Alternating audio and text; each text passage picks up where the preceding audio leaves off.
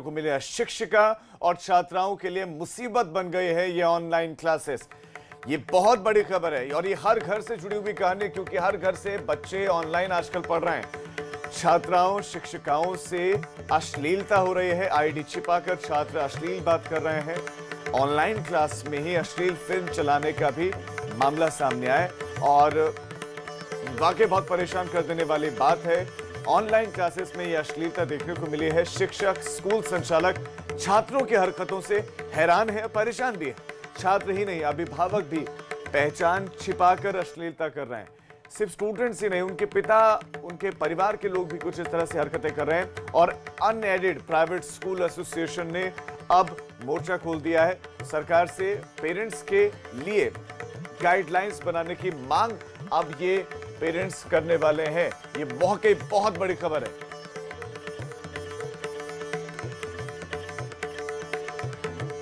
और मैं अब सीधा रुख करूंगा हमारे संवाददाता शैलेश अरोड़ा का, जो लखनऊ से हमारे साथ जुड़ गए हैं। शैलेश, वाकई ये बहुत शर्मनाक है कि एक तो टीचर उनको पढ़ा रहे हैं, स्कूल नहीं खुल रहे हैं, कॉलेजेस बंद हैं, ऑनलाइन क्लासेस, लेकिन उसका दुरुपयोग, डिजिटल माध्यम का दुरुपयोग।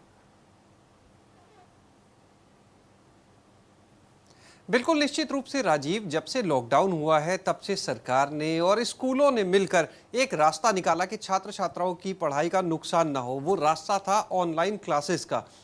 जो टीचर्स पहले स्कूल में 5 घंटे, 6 घंटे, 7 घंटे पढ़ाया करते थे, आज ये हालत है कि वो 12-12 घंटे पढ़ा रहे हैं, क्योंकि ऑनलाइन पढ़ाने के लिए वो पहले पूरा सिलेबस तैयार करना, कोर्स मटेरियल तैयार करना और उसके बाद ऑनलाइन उसको पढ़ाना। तो करोड़ों छात्र छात्राएं आज की तारीख में सिर्फ उत्तर प्रदेश में इस ऑनलाइन शिक्षा से जुड़े हुए हैं। और ऐसे में अगर इस तरह की चीजें सामने आती हैं तो वाकई वो चिंता का विषय है, सिर्फ अभिभावकों के लिए नहीं, पूरे समाज के लिए। क्योंकि जहां पर उनको शिक्षा देने के लिए एक प्लेटफॉर्म तैयार किया गया, वो प्लेटफॉर्म पर अब कुछ छात्र और कुछ उनके अभिभावक इस तरह से अश्लीलता परोस रहे हैं। शिक्षिकाओं के लिए असहज स्थिति हो रही है, छात्राओं के लिए बहुत ही असहज स्थिति हो रही है। ऐसे कमेंट्स किए जा रहे हैं उन ऑनलाइन पब्लिक क्लासेस में कि छात्राओं के लिए, शिक्षिकाओं के लिए बहुत ही खराब स्थिति पैदा हो रही है। मैंने खुद आपसे बताऊं कि ऐसे वीडियोस देखे, ऐसे ऑडियो सुने जिन्हें हम दर्शकों के सामने नहीं ला सकते हैं। बहुत ही ज़्यादा शर्मनाक है। और हम सीधे अब रुख करेंगे, हमारे साथ में इस समय जुड़े हुए हैं unaided private schools association Uttar Pradesh के अध्यक्ष अनिल अग्रवाल जी। हम उनसे सीधे बात करेंगे क्योंकि ये खुद स्कूल संचालक भी हैं। सर, स्वागत है आपका। अनिल जी, ये बताएं कि जिस तरह से ऑनलाइन क्लासेस का आप लोगों ने जरिया निकाला, अब उसका किस तरह से दुरुपयोग होने लगा है, किस तरह से वो चिंता का विषय बन गया आप लोग के लिए? सबसे पहले तो आपका बहुत बहुत धन्यवाद शैलेश जी कि इस प्रकरण को आप लोगों ने बहुत प्रमुखता से अपने चैनल के माध्यम से दर्शकों तक पहुंचाने का कार्य किया है। मैं सभी विद्यालयों की तरफ से आपका तहे दिल से शुक्रिया अदा करता हूं। और ये बात पिछले 8-10 दिनों से हमारे संज्ञान में आ रही थी कि कई स्कूलों में इस तरह की एक्टिविटीज़ थी, छोटे लेवल पर हो रही थी। उसमें कुछ बच्चों ने कभी कुछ कंटेंट ऐसा अपलोड कर दिया, कोई फोटोग्राफ अपलोड कर दी या कुछ ऐसा हुआ, तो उनको इग्नोर किया एक आध लेवल पर। उसके बाद तुरंत उनके पेरेंट्स को कांटेक्ट किया, उन्होंने माफ़ी मांगी, अपनी लिखित माफ़ी ग्रुप पर भेजी जो व्हाट्सएप ग्रुप बना हुआ था, और उसके बाद उन्होंने ऑडियो मैसेज रिकॉर्डिंग का भी भेजा और माफ़ी मांगी। लेकिन चूँकि इग्नोरेंस कुछ जगह पर की गई, उनसे कोई चीज़ नहीं हुई, तो आज हालात ये कहते हैं जिसको बद से बदतर बोलते हैं, वो स्थिति उत्पन्न हो गई कि आज शिक्षिकाओं को ऐसी ऐसी बातें सुनने को मिल रही हैं जो हम और आप यहाँ बैठ के सोच भी नहीं सकते हैं। जैसा कि आपने कहा कि जो भी चीज़ आपने देखी है वो ऐसी नहीं है कि उसको चैनल पर किसी भी रूप में दिखाया जा सके या बताया जा सके, बल्कि मैं बोलूँगा उसका एक शब्द भी हम लोग यहाँ से बोल नहीं सकते हैं। जो कन्वर्सेशन सुने हैं, ये बहुत ही चिंता का विषय है। क्योंकि आपने बिल्कुल सही कहा कि स्कूल में जब टीचर पढ़ाता था तो उसकी 7 to 8 आवर्स मैक्सिमम वर्किंग होती थी, यूजुअली 6 to 7 आवर्स होती है। और आज ऑनलाइन पढ़ाना, वो भी जब कोई चीज़ प्लान्ड वे में नहीं होती है, अनऑर्गेनाइज्ड थी, और उसके लिए उन्होंने मेहनत करी।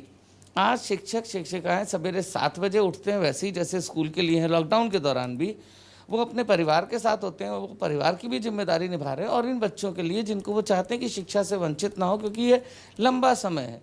इस समय में यदि शिक्षिकाएं, शिक्षक अपना फोकस नहीं रखेंगे तो 3-4 महीने का जो गैप होगा वो बच्चों को कहीं ना कहीं आगे चल के नुकसान पहुंचाएगा, और ख़ासतौर से सीनियर बच्चों को, क्योंकि उनको अगले साल फिर से बोर्ड परीक्षाएं देनी है और अभी तो कुछ परीक्षाएं बाकी भी हैं।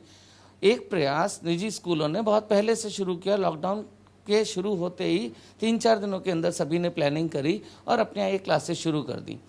अश्लीलता की हद तो तब पार हो गई कि एक बच्चा, मैं उसको बच्चा नहीं बोलूँगा, उसने जो बातें बोली हैं वो हम लोग सोच भी नहीं सकते हैं। हम लोग जब अपने स्कूल टाइम में पढ़ते थे, आप भी पढ़े होंगे, हमारे समय के तो गुरुओं का सम्मान आज भी हमें मिलते हैं तो हम उनके पैर छूते हैं, तुरंत विश करते हैं। आप लोगों के समय, लेकिन पिछले कुछ वर्षों से ये चीज़ें कुछ कम होती दिखाई दे रही हैं। कौन दोषी है, ये बहुत बड़ा सवाल है। अक्सर जब बाई चांस, मैं मतलब माफ़ी मांगते हुए चैनल पर ये बात कह रहा हूँ कि कभी बाई चांस कोई इंसिडेंट विद्यालय में हो गया तो पूरा दोष शिक्षक शिक्षिका के ऊपर और प्रबंधन तंत्र के ऊपर आ जाता था। आज मेरा सवाल ये है कि जब इतनी बड़ी हरकत, इतनी अशोभनीय भाषा, इतनी अमर्यादित भाषा, असहनीय पीड़ा उस टीचर को हुई होगी या उनके जैसे कई टीचर्स को हुई है जिन्होंने अपने घर पर, चूंकि वो मोबाइल ऑन था और ऑडियो चल रहा था, अगर घर का कोई और मेंबर वहाँ बैठा हुआ हो, मैंने कहा ना, भाषा की सारी सीमाएं जो व्यक्ति लांघ सकता है वो बच्चा नहीं हो सकता। एक चीज़ ये बताइए, आमतौर पर आप लोग क्या कक्षा 1 से 12 तक की पढ़ाई होती है, बल्कि प्री प्राइमरी प्राइमरी भी होती है, किन कक्षाओं के ये बच्चे हैं? हम ज़रूर ये भी जानना चाहेंगे कि जो केसेस आ रहे हैं अभी। देखिए, कुछ केसेस तो क्लास 4-5 लेवल पर भी आ गए। ये मतलब हम लोग के लिए भी बड़ा शॉकिंग था कि क्लास 5 का बच्चा अपने स्कूल के प्रिंसिपल के लिए अमर्यादित भाषा प्रयोग कर रहा है।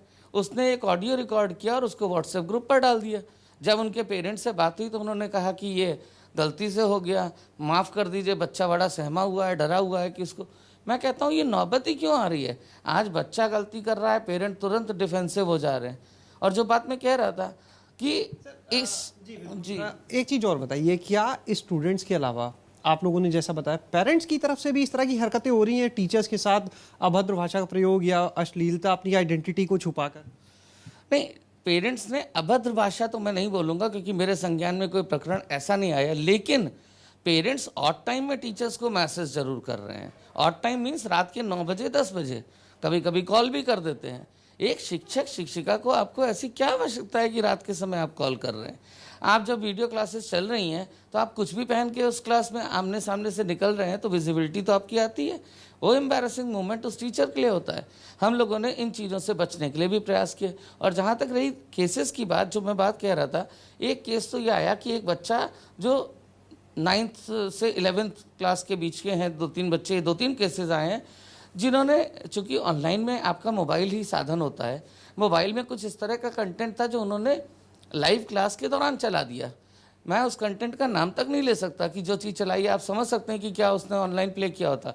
मेरा सवाल ये, यदि वो मोबाइल फोन बच्चे का था तो पेरेंट्स अपने बच्चे का मोबाइल फोन क्यों नहीं चेक करते? और यदि वो पेरेंट का मोबाइल था, पूछें कि लगभग कितने स्कूल्स ऐसे हैं जहां से इस तरह के केसेस आए हैं। दूसरा, जब ऑनलाइन क्लासेस के साथ जोड़ा जाता है, टीचर के पास एक्सेस होता होगा कि कंटेंट वो डाले, तो ऐसे में क्या सभी बच्चों के पास इस तरह का एक्सेस होता है कि वो इस तरह का अपनी तरफ से कोई इनपुट या कोई इस तरह का एक्सेस उनके पास है कि कोई भी तरह, किसी भी तरह का वो कंटेंट डाल सकते हैं?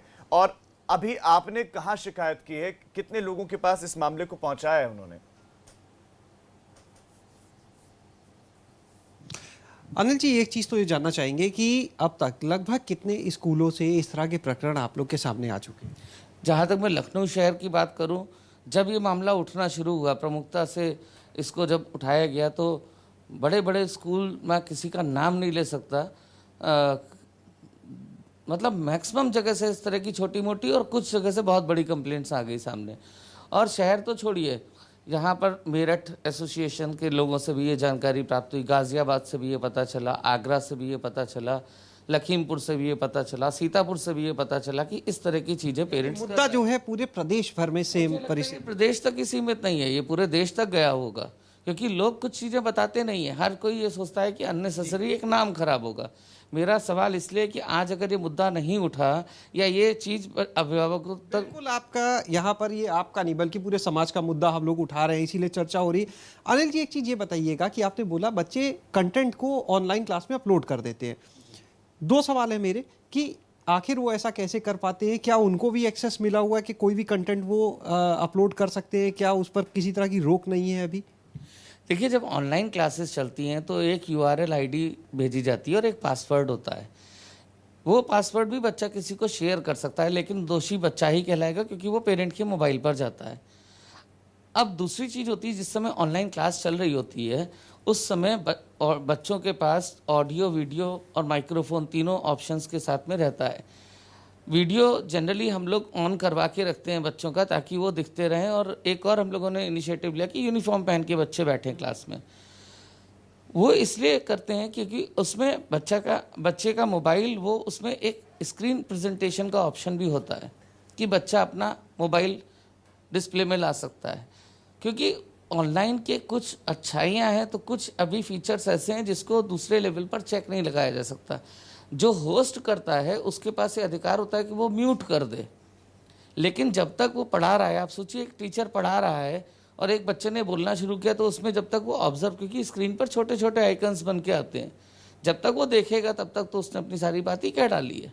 और एम्बैरस होकर टीचर ने क्लास से एग्जिट किया, टीचर ने छोड़ी क्लास, और बच्चा उसके बाद भी आगे भी बोलता जा रहा है, उसमें दूसरे बच्चे भी पार्टिसिपेट कर रहे हैं। ये किस तरह के संस्कार हैं? छात्राओं के साथ भी इस तरह की अश्लीलता की गई है?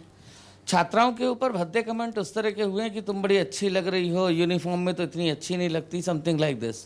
तो इसलिए हम लोगों ने फिर ऑनलाइन क्लासेस के लिए यूनिफॉर्म को भी, कि इसको रोकने के लिए, क्योंकि माँ बाप ये चेक नहीं कर रहे बच्चा उनका पढ़ने बैठ रहा है तो वो क्या पहन के बैठ। इसकी वजह से ऐसे टीचर्स भी है जिन्होंने पढ़ाने से अब इनकार कर दिया हो कि हम ऑनलाइन क्लास नहीं लेंगे। देखिए, अभी तक इनकार तो किसी ने, क्योंकि देखिए शिक्षक की बहुत बड़ी भूमिका है, और मैं सलाम करूंगा ऐसे शिक्षकों को जिन्होंने इतनी पीड़ा के बाद भी, थोड़ा सा सदमा लगा, हम सब आज बहुत परेशान हैं, लेकिन अभी उन्होंने पढ़ाना नहीं रोका है। उन बच्चों को फर्दर टाइम बिंग सस्पेंड किया गया है, लेकिन सवाल ये उठता है अगर ये चीज़ें नहीं रुकी और उस फ्रस्ट्रेशन में आके किसी टीचर ने कुछ अपने साथ गलत किया, क्योंकि आप सोचिए जब स्कूल खुलेगा, उस बच्चे की आवाज़ वो कानों में जब पड़ेगी, आमना सामना होगा, तो कितनी खराब स्थिति होगी। चीज ये बताइए बिल्कुल कि सही जैसे बात है, छात्राओं शैलेश। से हमने बात की, क्या ऐसा हुआ है कि क्लासरूम में जब उसने पब्लिकली जी शैलेश, आपका फिलहाल इस तमाम जानकारी के लिए धन्यवाद। और आपके साथ अनिल अग्रवाल जी जुड़े, उनका भी बहुत बहुत शुक्रिया। हम इस खबर को लगातार उठाते रहेंगे।